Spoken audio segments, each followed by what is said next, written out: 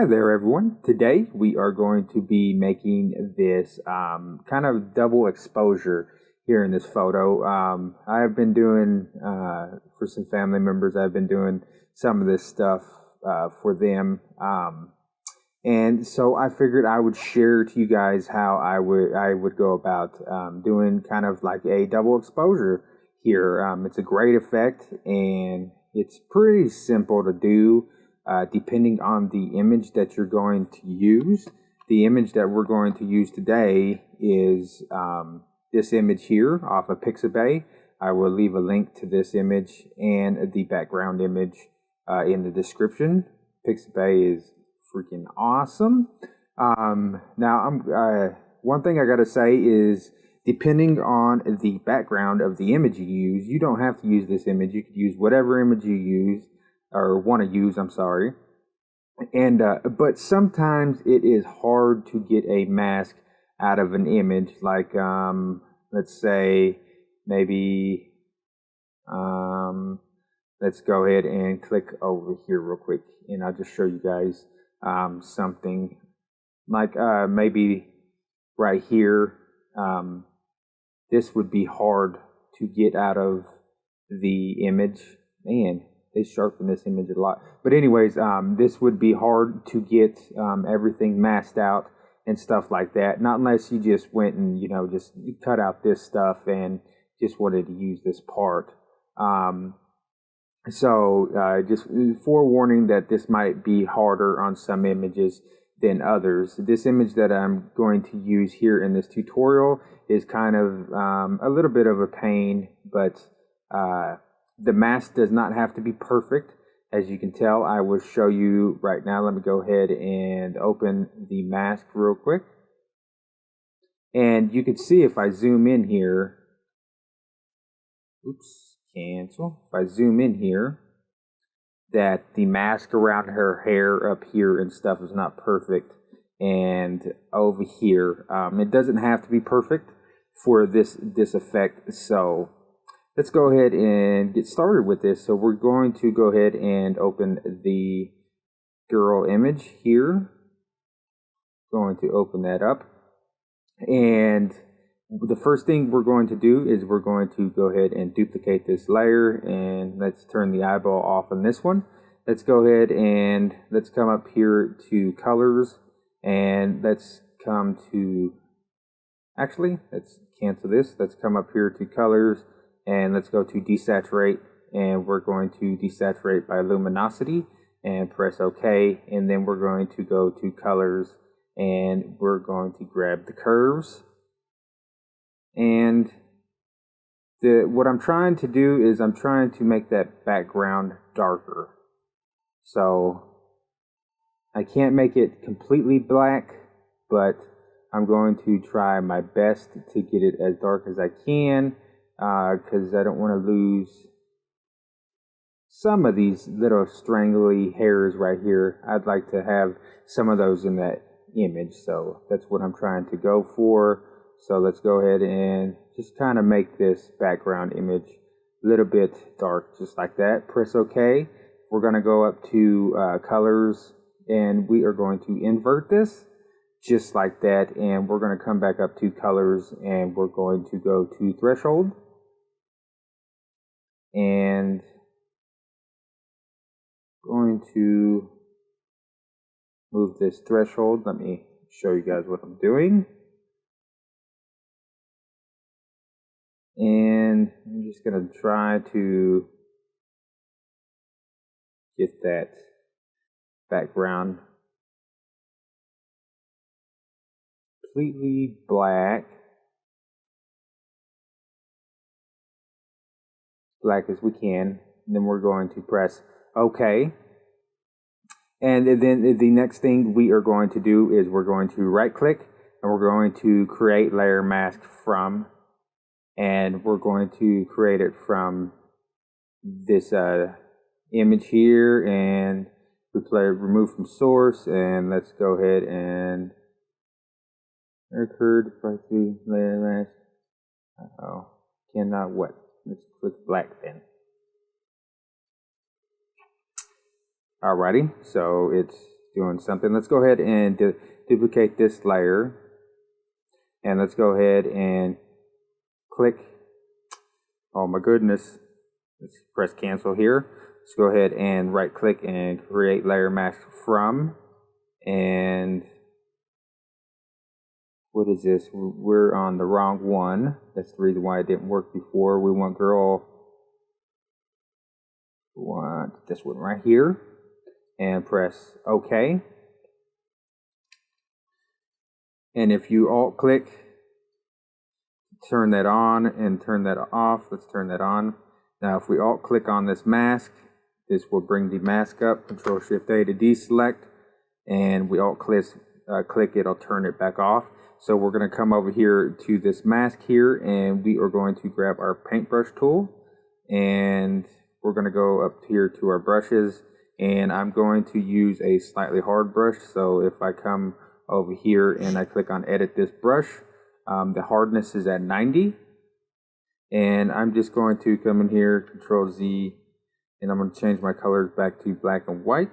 And I'm going to press X to switch to white. And I'm just going to come in here and color in these spots with white, just to bring her out here and get in her hair and stuff like that. And this is all that you'll do. So I'll go ahead and do a little bit of this with you guys, just so you guys can see what I'm doing.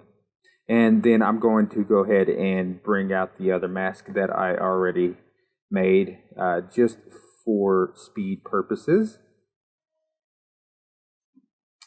And so we'll just come through here, and like I said, just go ahead and bring out all this stuff.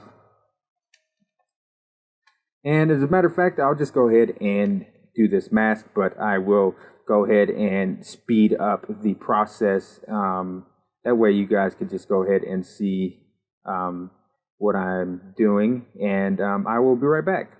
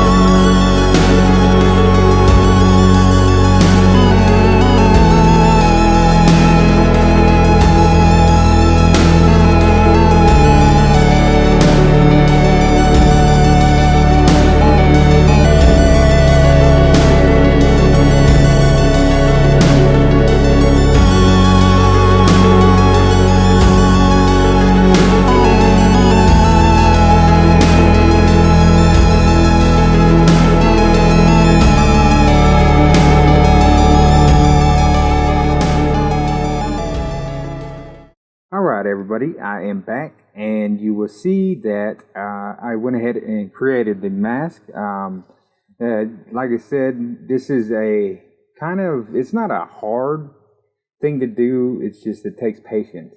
And the longer you spend on it, the better the mask will be, so on and so forth.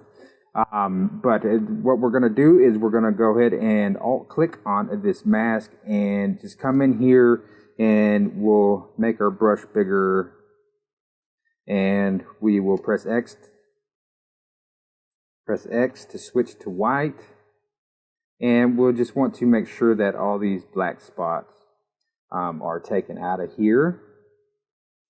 And the reason why I took a lot of time on this mask is because I wanted these edges to be really crisp, because you'll find out here in just a bit the reason why I did this. And let's see here. Come in here, make sure that's filled up. And the mask, like I said, don't have to be perfect, but the better it is, the better it looks. And there we go. The next thing that we are going to do is we are going to go ahead and let's just click right down here, and we're going to go to File, Open as Layers, and we are going to go ahead and open that lake scenery right here. Just gonna go ahead and open that up. And these images are super, super huge, so we're going to put this at the very bottom of these, and we're going to press M on our keyboard for the move tool, and we are just going to move this image up. And you could, like I said, you don't have to use these images. It's totally up to you on how you want to place them and all that good stuff. I think I want this to be something maybe like that, just like that. And what we're going to do is we're going to go ahead and click on the mask. We're going to right click, and we are going to choose mask from selection, just like that. And we are going to come down here, and we're going to, you could go ahead and duplicate this if you want, just so you'll have a copy, which I'll go ahead and do, and I'll leave that one off, and I'll turn this one back on, and I'm going to right click and add an alpha channel to it to make sure it has an alpha channel, just like that. And we are going to press Control I to invert this selection, and we are going to go ahead and right click, and we're going to add a layer mask, and we'll do white full opacity and just add there, and we're just going to drop black in there just to get rid of that background. And the only reason why we made this mask right here was for the selection. And I know it's a lot of work just to get a selection out, but if you want some nice lines and to have it look really crisp and stuff, just like this image, I suggest doing it that way, instead of creating a mask and just, you know, going around it and stuff like that. This is a whole lot easier than taking the paths tool or something like that and running all the way around her. It's so much faster. So we go ahead and do that. We're going to press Control I again to invert this selection. What we're going to do is we are going to do a 50% gray here, and all you have to do is just come here.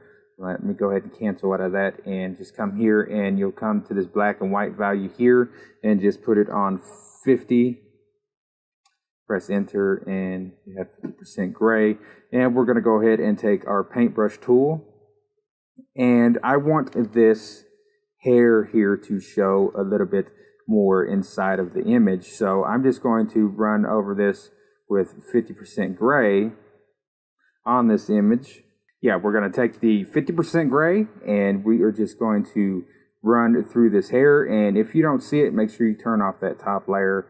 And I want this hair to show a little bit more in the image, so I'm going to run over this with 50% gray, so it shows it's opaque by half. Just run through this hair real quick. It's totally up to you guys how you guys want this to look. This is the look that I'm going for on this image here. And just going to run through this hair here.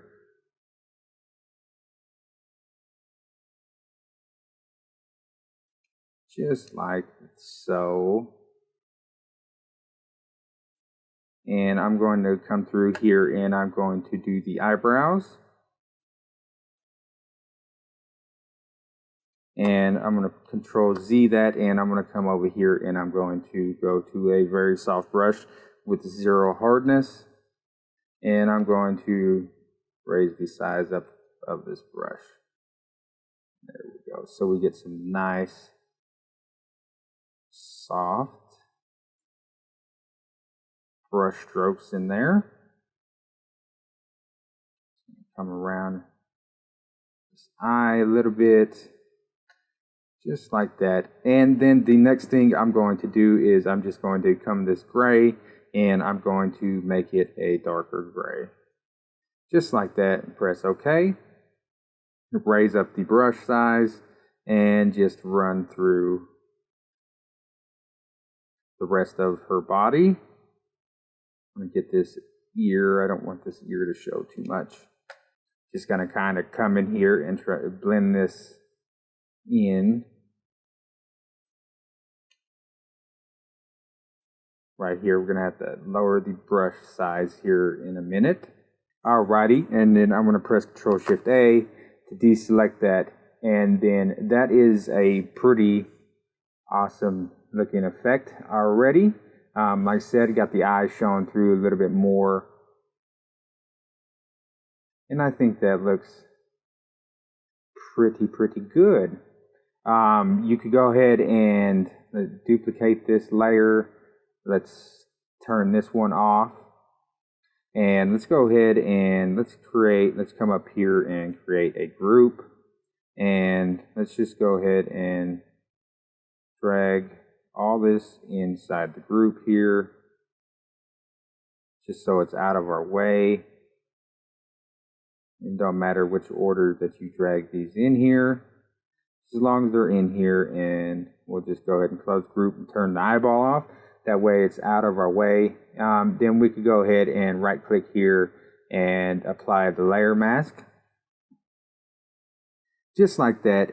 We could go into filters, and we come down to, I think it's enhance, and we could go to sharpen.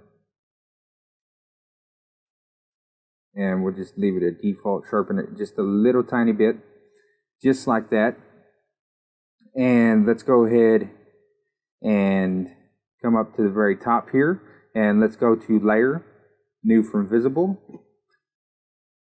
Control Z that. I don't want it inside the layer. Let's move this all the way at the bottom here, that way it's out of the way. And then let's go ahead and do that again. Layer, new from visible. Just like that. Let's go ahead and create a new layer. We'll just name it grad for gradient. And I have a gradient. We're going to click on our gradient tool. I have a gradient that I made, and it's called deep blue pink. And if you guys want the colors, the blue color is 8080E D. And press OK. And the pink color is BF4D4D. Press OK, just like that. We want this on linear, and I'm just going to come up top here, and I'm going to drag that all the way through. Just like that, we're going to go ahead and put this on soft light, and we're just going to brighten that image out a little bit. I'm going to go ahead and turn the opacity down on that to about like 50%. And then we're going to go ahead and go to layer, new from visible one more time.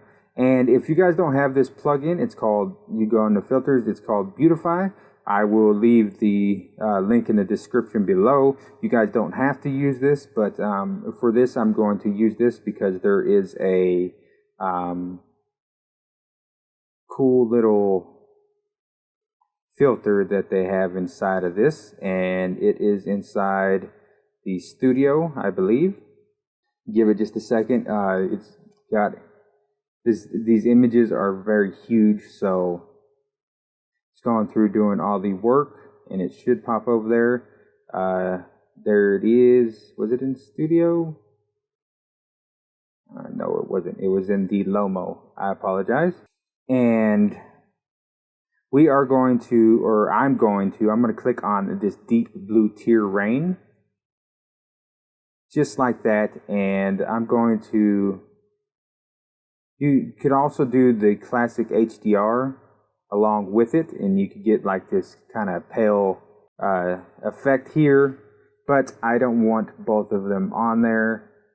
So I'm going to click reset, and I'm going to click on a deep blue tier rain, and I'm going to put this on about 50% for the effect opacity. You could always play with the brightness, contrast, and saturation here.